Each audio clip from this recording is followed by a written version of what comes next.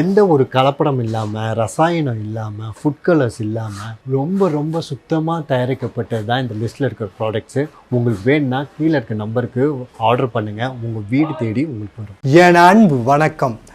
பழைய சாதம் தானே அப்படின்னு இல்லாமல், பழைய சாதத்தில் எனார்மஸான நியூட்ரிஷன் வேல்யூ இருக்குது, உடம்புக்கு அவ்வளோ நல்லது.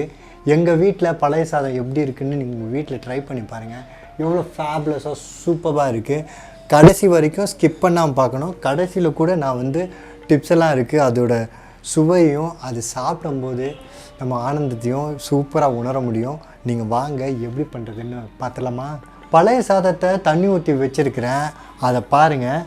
அதை நான் தண்ணியில் இருக்கிறது எல்லா தண்ணியும் தனியாக எடுத்து ஒரு பாத்திரத்தில் வச்சுட்டு, இப்போது இந்த சாதம் மட்டும் இருக்குது இல்லையா, இதை நொறுங்க பிசைஞ்சிக்கிறேன். கையால் தான் பிசையணும்.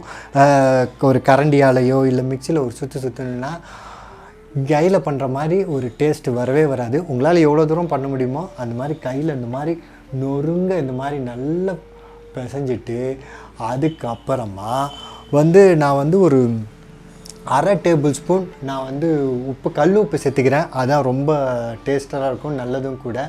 அதுக்கப்புறம் ஒரு கெட்டி தயிர் ஒரு 1.5 டேபிள் ஸ்பூன் இதில் நான் சேர்த்துக்கிறேன். சேர்த்துட்டு இதையும் நல்லா அப்படியே மிக்ஸ் பண்ணிவிட்டு, அதையும் நல்லா பிசைஞ்சி விட்டுட்டு, நம்ம இருத்து வச்சுருந்தோம்ல அந்த தண்ணியை இதில் அப்படியே ஊற்றி அப்படியே ஒரு ஜென்டிலாக அப்படியே மிக்ஸ் பண்ணி விட்டுக்கலாம். விட்டுட்டு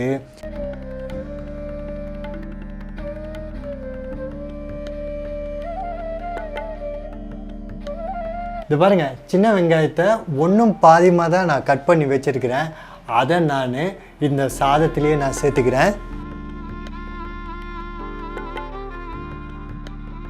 செக்கில் ஆட்டின நல்லெண்ணெயை நான் ஒரு 2 டேபிள் ஸ்பூன் நான் சேர்த்துக்கிறேன். எண்ணெய் காஞ்சிட்டு இருக்கும்போது, என்னடா அது இவ்வளோ கடுகு போட்டு வச்சுருக்கீங்க, கீழே விழாமல் எடுக்கணுமே, ஒரு அரை டேபிள் ஸ்பூன் போட்டிருக்கேன், பார்த்து கொட்டி வச்சுடா. உளுந்தப்பருப்பு சின்ன கரண்டில் தான் வச்சுருக்காங்க. 1/4 டேபிள் ஸ்பூன் நான் உளுந்தப்பருப்பை சேர்த்துக்கிறேன். இது நல்லா செவந்து வர டயத்தில் ஒரு 4 மோர் மிளகாவை ஒன்றும் பாதியமாக கிள்ளி இதை வச்சுருக்கேன் பார்த்தீங்களா, இதையும் நான் அதில் சேர்த்து நல்ல ஒரு ஃப்ளேவர் வர மாதிரி எவ்வளோ சூப்பராக உடனே வருது பார்த்தீங்களா. ஓகே, நல்லா வந்துடுச்சு. இப்போ நான் அந்த பழைய சாதம் மிக்ஸ் பண்ணதில் சேர்த்துக்கிறேன்.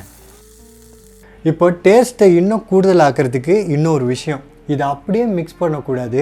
மிக்ஸ் பண்ணிவிட்டு என்ன பண்ணணுன்னா, 1-2 மோர் மிளகாவை கையால் இது மாதிரி நசுக்கி அப்படியே மிக்ஸ் பண்ணணுன்னு வச்சுக்கோங்களேன். டேஸ்ட்டு வேறு லெவலில் சூப்பராக இருக்கும். இதிலேருந்து வர காரம், அதில் இருக்கிற கொஞ்சம் புளிப்பு, உப்பு, டேஸ்ட்டெல்லாம் ரொம்ப சூப்பராக இருக்கும். அது இல்லாமல் பச்சை மிளகாவை எடுத்து லேசாக விருப்பம் இருந்தால் அதையும் கடிச்சிட்டு இது சாப்பிட்டோன்னா உங்களுக்கு எவ்வளோ கவலை இருந்தாலும் சரிங்க, அவ்வளோ ரம்யமாக எல்லாத்தையும் மறந்து ரொம்ப சந்தோஷமாகிடும். அருமையான ஒரு சாப்பாடு இது. எவ்வளோ ஃபேப்லஸாக சூப்பராக இருக்குது பாருங்கள். ட்ரை பண்ணி பார்த்துட்டு சொல்லுங்கள்.